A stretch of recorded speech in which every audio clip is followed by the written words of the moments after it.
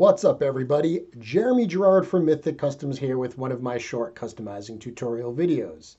Today's video is going to hopefully be inspirational for you.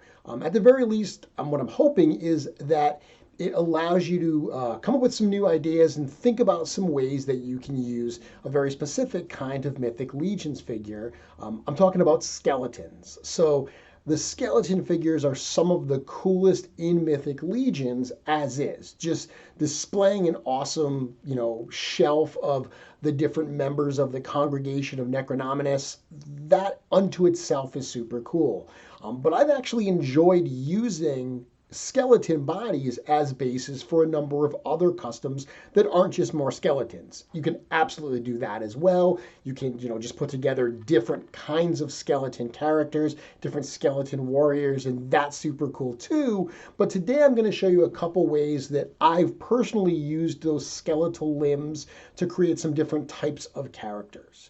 Now, when it comes to skeletons, they are very, very popular. Some of the skeletons in the line, like Tibius and Ilgar, Scapular, the Crypt Breaker, they're all somewhat expensive figures these days. But the good news is there are some skeletons that are readily available or will hopefully be readily available soon.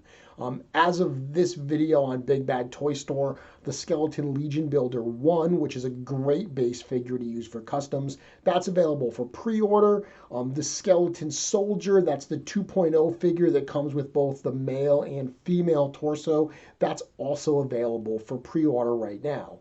Malleus, who's a wonderful figure, very popular from the 1.0 line, he was also featured as one of the releases in All-Stars 3. All-Stars 3 is already on the water, shipping to the warehouse now, so that should hopefully be in collectors' hands somewhat soon. And it is available for pre-order on Big Bad Toy Store. Once those orders hit, once that shipment hits, those will presumably be filled. So that will be available as well. Again, there's a number of different skeletons out there that you can use. Those are just a couple examples that I can offer right now. When you're talking about the skeletons, there's a couple different ones. Like Brother Mandibulus, he's an awesome skeleton. He's available now. I'm not really talking about him because for the most part, he's a fully armored body. He does have one skeleton arm. He has the skeleton head. He's actually got two skeleton heads. That's a great figure to use for a custom base, but I'm not looking at it today because it is so armored, it doesn't have the full skeleton limbs. I'm thinking more about the limbs, which are, the skeleton legs, the skeleton arms. That's kind of what I'm thinking of today. One of the first things that I did with those body parts in order to make a different type of character was to paint them not like bone, but to paint them like flesh. And actually, the figure that I used to do this with is Hagnon. So Hagnon is the totally transparent, glow-in-the-dark ghost figure from the Advent of Decay wave. It's, again, a very, very cool figure on its own, but I've actually used it for a number of customs over the years, in part because it's got a wonderful head sculpt. And when I saw that head sculpt, it was a crime to me that we didn't have any paint on it yet, because the sculptural details of that particular head on Hagnon are so wonderful that you almost don't see them when it's fully the transparent plastic. So I wanted to paint it to see what it would look like. And one of the first times I did this, I painted this character here, which is my Wasteland Ravager. So I did this figure for a few reasons.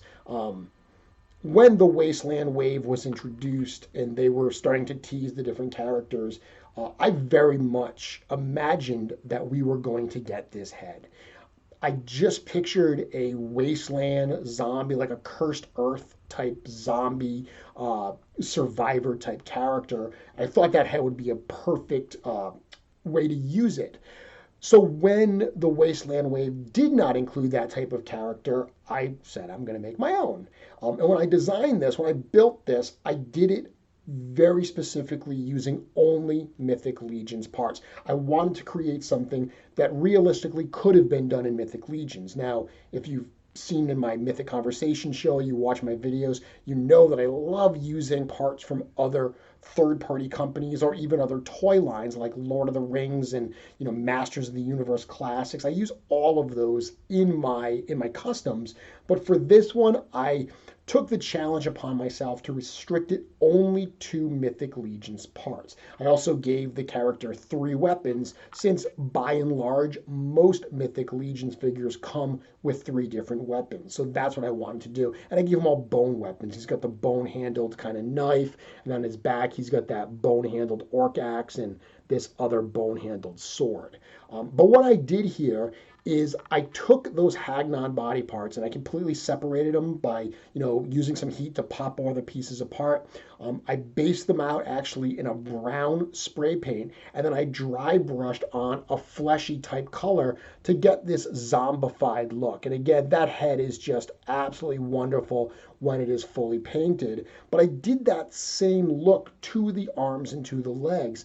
And what's interesting is, even though they are clearly bones, when you paint them like a fleshy color, they start to look like just an emaciated human, which is what I was going for. I wanted it to be, flesh that was so shrunken, it was so shriveled up that it was, gripping the bone without it being that bone color to give it that look. So using those parts to create really, really thin zombie-like characters is absolutely something that you can do. I did something similar after that when I created this guy. Now, that wasn't really meant to be a zombie. That Wasteland Ravager, I imagine that in my head. The reason I went with more of a flesh type color as opposed to like rotting is I imagine that character to be alive. The white eyes are not because he's dead. The white eyes are because he's blind. I imagine some cataclysm that happened, during the siege of Bjorngar, and he's one of the survivors that is aimlessly roaming these, wastelands of mythos at this point. That's the way I imagine that character. With this zombie Templar, I went the other way, where I imagine this as a dead and risen character. I wrote the character to be, so devoted to their order that not even death could keep them from defending their faith.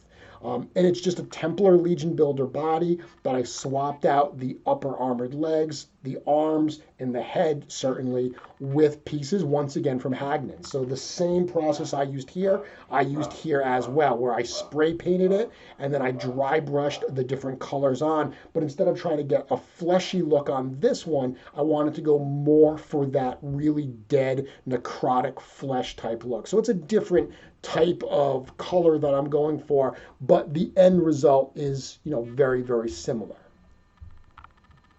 And I had a lot of fun with this figure as well. I cut pieces of the armor. He's got a tattered cape up here. I made him incredibly, incredibly dirty. A lot of fun to paint dirty, dead, gritty characters like that. But once again, using skeleton parts, skeleton arms, neck, the Hagnon head, you can create something that's not necessarily a skeleton, but it's a different kind of undead, right? So I've done that as well. Another variation of that, using skeleton limbs, is what I did here on my Ancient Vampire. So this uses a custom head that was sculpted by Emil Wickman. And as soon as I saw this kind of sad old vampire, I imagined it as this ancient being who had been, resting for eons, and he finally rises, and his body is shriveled up from having not fed in so many years. The face itself, the way it's sculpted with the sunken cheeks, that to me lent itself really well to that narrative to begin with. So what I wanted to do was, by using the skeleton limbs, it still looks, and painting it that white vampire type color, it looks maybe not like bone, but once again like shriveled flesh that's just waiting to have, blood coursing through it again so it can regain its former strength. Another thing you can do. Very, very cool. Along a similar line, but instead of painting it like flesh, here's an example of what I did. And this is actually using, I didn't even paint this one, at least not the limbs. This uses an Ilgar figure. Now, Ilgar is a very, very hard to find character. It is kind of the undead Viking from the 1.5 wave. That particular wave was released, actually was solicited before 1.0 or even in fans' hands. So fans who had backed the 1.0 Kickstarter or who had pre-ordered on Star Horseman at the time, they didn't even have that first wave in hand. They were getting ready to ship when 1.5 was solicited.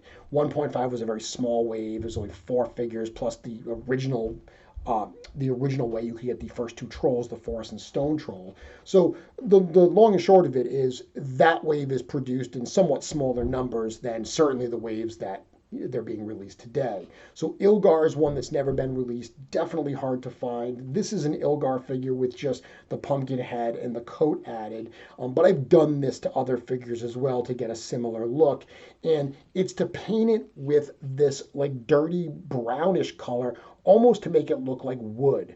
Now, Ilgar is not meant to be made of wood. Ilgar, I think, is just meant to be, probably a skeleton who's just, the wear of time, the ages have, dirtied him and worn him out. He's so nasty looking. But as soon as I saw that, I imagined that as wood. So that's why I used this pumpkin head, which was sculpted and cast and painted by Zombie 13. This is an older piece that he had sold to me many, many years ago. As soon as I got that in, I wanted to use it. I wanted to create a twig blight. That's what I imagined it. So twig blights are this Dungeons and Dragons type character, basically animated, plants, trees. That's how I imagined these limbs being, wooden limbs. So those skeletal limbs painted to look like wood, I think do a wonderful job of giving that facsimile as well. Now you can also have other fun with these figures. There are, in Mythic Legions, other types of skeleton characters that aren't bone colored, right? We've got the red skeleton in Clavian, we've got the blue skeleton in Celtis, and we've also got the green poison skeleton in Scaphoid. So I did a whole series of customs using Scaphoid figures a while back. I had purchased a couple different lots, and just through sheer luck, I ended up with a whole bunch of extra Scaphoid figures. He's ironically a figure that when I first saw the green skeleton, I didn't much care for it. I thought it was just a little over the top, but as soon as I got it in hand, I loved the purple color with the green. It immediately went from a figure I wasn't super excited for to one that I bought. I ended up backtracking and buying a bunch of extras to use in my display and in my customs. These customs were a series I called the Ghosts of Karamor. So I actually imagined them very similar to the ghosts in like Lord of the Rings, and I'm thinking of the theatrical Lord of the Rings, the Peter Jackson right now, where Aragorn, Gimli, and Legolas journey under the mountain to enlist the help of all of those cursed ghosts that are there. They enlist their help in order to fulfill the vow they had once made to the King of Gondor, to release them from their vow. The ghostly knight characters. I imagine these characters, the Ghosts of Karamor. That was my inspiration. And they're all scaphoid bodies, but I did some different fun things with it. In this one here, I put one of these Spartan-style helmets on it. This is actually a helmet that came from a WWE Kratos Superstar figure. So even though in this case I'm not painting the bones, I'm just using these skeletons with different accessories to create all new types of characters. Here's another one where I took that skeleton head with the removable jaw. Well, if you rip that bottom jaw out and still use the head, it gives a really, really unique type look. This is a helmet from a Lord of the Rings figure that was in my fodder box. Again, a lot of fun just building all these different type of Ghosts of Karamor characters. That was a lot of fun for me as well. They're still skeletons. Absolutely still skeletons. So unlike some of the others where I turn those skeleton limbs into, emaciated flesh or zombified flesh or a hungry, thirsty vampire or wood, these remain skeletal, but I think you can still do some fun things with that as well. Another thing you can do, I've talked a lot about the Hagnon figure, about painting his limbs. One of the things I wanted to do with Hagnon as soon as I got it, Hagnon is fully transparent. I imagined, well, why are the armor parts transparent as well? What if it was a ghost? What if the parts that would have been flesh? What if those were ghostly, but the armor parts were still, fully opaque? So it became less of a ghost and more of a specter animating some armor. And this is what I did with that. I used this kind of as my fill-in for Jacob Marley. I call him Sir Marley. I did a whole series last year of characters inspired by our Christmas Carol, Dickens' Christmas Carol, and this was one of them that I had in there. Where this is, once again, that rare Ilgar figure. This is a Hagnon body with Ilgar armor on it. You could certainly do it with any armor, paint it to be, oxidized and nasty looking. I actually did a video shortly about how to paint oxidation and rust and stuff on the armor, so you can check that out as well. Now, the last thing I'll show you is all these figures that I've just kind of showcased. Those are all 1.0 style skeletons, like the Skeleton Legion builder, like Hagnon. But there is also the 2.0 type skeleton as well. That's a soldier type 1, like I said, that comes with the male and the female torso. That's a great figure to use, again, as is. Looks really, really cool, but you can do some really neat customs with it as well. I don't have one with me, but I've used that as a base to make a really, really cool mummy out of by putting a mummified head on it. I know that Planetary Dog Toys actually sells a really cool mummy torso and a couple really cool mummy style heads. Using those pieces with that 2.0 body, you can make a really, really cool mummy character. Or one of the things I did with it was create this beast, which is a Wendigo. So this character here, this absolutely crazy looking skeletal monster Wendigo. Obviously a Wendigo is a character from, different kind of folklore. This just uses that skeleton body. I swapped in some 1.0 style feet. I wanted them to be a bit oversized. The head here is a piece that I had gotten from an old DC figure, which ironically was also sculpted by Four Horsemen Studios. It was from a Green Lantern. I believe the character's name is Scalix or Nightlick, something like that. It's definitely a Green Lantern figure. It comes with 2 different heads. This is one of them. Originally came with some horns that I sliced off and used Xylona horns there. And then the fur in the lower part are from Lord of the Rings figures. So it's a really kind of mismatched up recipe. You can find pictures of the Wendigo and the full recipe on my website, mythiccustoms.com.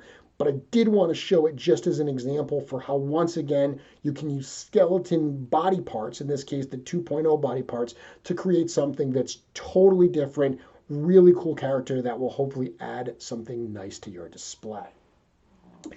Thank you for joining. Hopefully my ranting about skeletons, showing some different ways that you can customize skeleton will get you thinking.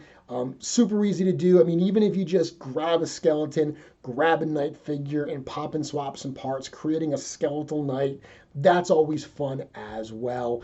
If you do dig this tutorial or this video or the others like this I do, let me know. Consider giving it a like. Mention it in the comments. I always love to read those comments and respond when appropriate. And if you haven't subscribed to the channel already, certainly consider doing so. If you do use any of these tips and you make something really cool, tag me in that post. I'd love to take a look at it because, like I always end these videos, I can't wait to see what you make.